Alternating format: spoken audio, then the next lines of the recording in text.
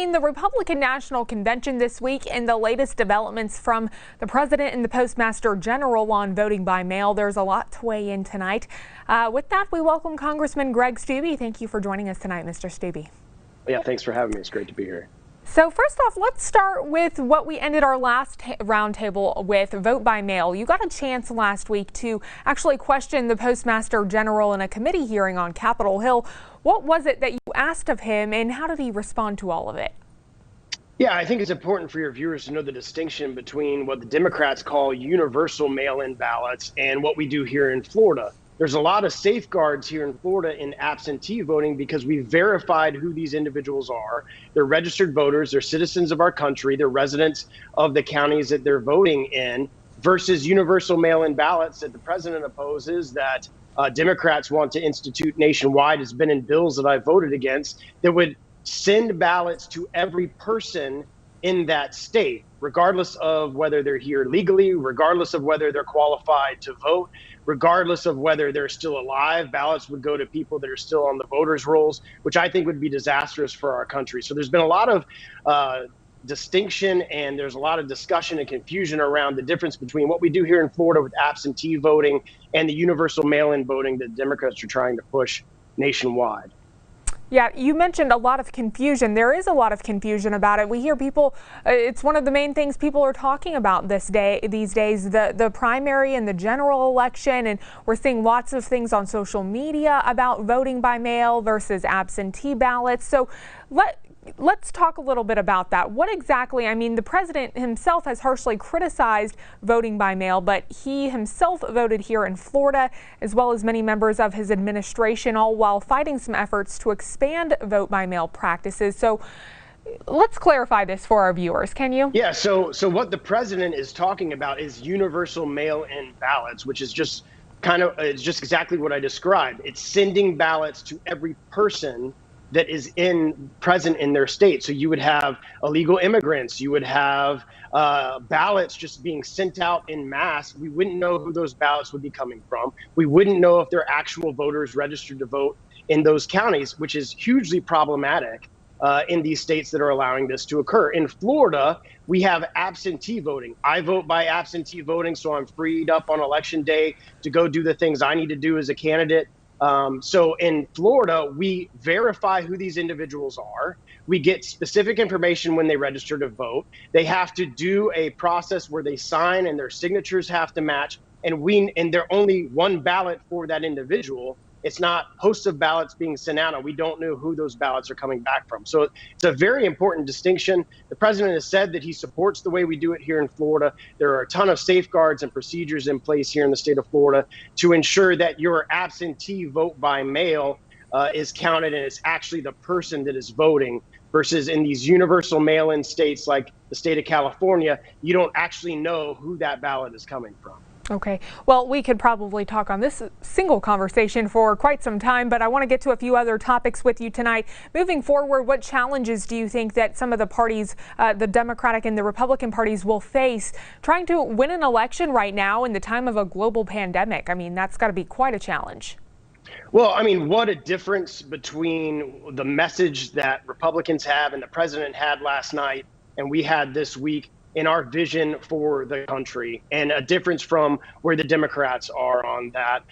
You've seen economic numbers that have been historic prior to the pandemic, and since we're pulling out of the pandemic, that the president and this administration have done historic trade deals that this president has been accounted for, things that people said he couldn't get done, and cracking down on China. I filed bills to ensure that they pay for the things that they've done as it relates to COVID-19 and give the president the authority to negotiate those things. So I think it very distinct choices between the Republicans and the Democrats here in voting in November. And we saw our own folks from Sarasota. We had Mick McHale, who's a Sarasota PD officer, who's the president of the police union for the nation, this week on the RNC, supporting and endorsing the president. We had our own Sarasota Senator Joe Gruters, who seconded the nomination. So a lot of Sarasota folks involved in the RNC this week, which is great for our area and our region. So last week we did a Democratic National Convention wrap up, and this week we want to ask you, what do you think was done well at the RNC, and what do you think could have been done a little bit better? Well, you know, I had a constituent that said this to me, so I'm not going to take credit for it.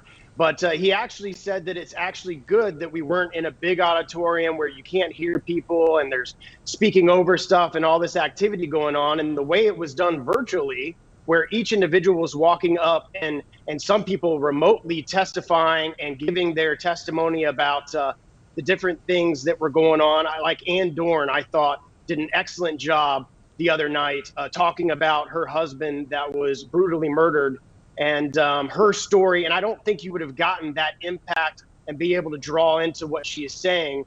So I actually thought that it was well done, in the fact that we were all remote and there were different telecommunications coming in and people could focus on each other's messages. And I think people, again, we have a clear choice for the president of the United States here in November, and I look forward to the elections here in Florida. Now, you mentioned, some of the convention, being done virtually, other parts of it being done in person. All of this, of course, happening in the midst of a pandemic. Plenty of people there at the convention, though, as we saw, not social distance, kind of close together, and some of them not wearing masks. And we also have seen a few positive COVID-19 cases being reported at the gathering in North Carolina recently. So what message do you think maybe that sent to those watching around the country, if any? Well, I think they were following CDC guidelines. As far as I know, most of the speakers that I saw were obviously adhering to social distancing guidelines and following those distance requirements as required by law. So I think our speakers followed that well. And anybody that's around the president, if you're talking about the White House, all have to be temperature checked before they come in. They all have to go through a rigorous screening process even to get on the premises. So it's certainly different when you're being health screened before you're going onto the premise versus going out and socializing with individuals. Okay, just a few more questions for you. Anything that really stood out to you this week, maybe the most memorable moment you had of the 2020 RNC? Well, I thought it was great, like I said, that Mick McHale, the president of the police union for the entire country, endorsed the president. And I was very moved last night by Ann Dorn's testimony about her husband and the things that he's done for our country as a law enforcement officer, and him guarding that pawn shop and not coming home that night because looters and violent protesters killed him on the streets there. And I think that was very moving. I loved the faith and the speakers that intertwined their faith into the testimonies this week. And I thought that was very impactful on me. And I think it's impactful on Americans. And lastly, Mr. Steube, what is next for the fall campaign season here for the Republicans on the Suncoast? We're going to do everything I'm certainly going to do everything I can to ensure that President Trump wins the election here in Florida.